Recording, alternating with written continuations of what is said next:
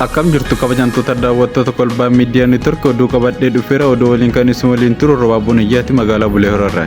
Waldaa Ergamoota Itoophiyaa waajjirri lallaba kibba baha biyyattii fi wiirtuun waldaa ergamoota Adoolaa Waayyuu ganda laga duufaa keessatti gamoon guddaa hojjetamee xumuramu guyyaa irraa eebbifamee jira. Eebba kana irratti argamuun kan eebbisanii walitti qaban waldaa ergamoota addunyaa fi itti gaafataman waldaa ergamoota Itoophiyaa Bishoop Dagguu Kabbadaa argamuun haasaa taasisaniin manni kadhannaa ijaarame kun namoonni baay'een kan itti eebbifaman Waaqayyoo ulfinna isaa kan itti agarsiisuu fi Waaqayyoo kadhachuun eebba sagantichaa saaqanii jiru. Gama biraatiin kantiibaan bulchiinsa magaalaa Adoolaa Waayyuu obbo Alamuu Jaarraa saganticha irratti kan argaman yoo ta'u, guddina biyyaatii fi biyya kanaa fi nageenya akka ta'u tokkummaa fi jaalalli akka jiraatuu fi Waaqa kadhatamuu gaafachuun nageenya biyyaatii fi guddina biyya kanaatiif kadhannaan gaggeeffamee jira. Itti gaafatamaan lallabaa kibba baha Itoophiyaa Bishoop Zekuu Saafay ergaa baga geettanii fi keessummoota baga nagaan dhuftan jechuun keessummoota simatanii jiru.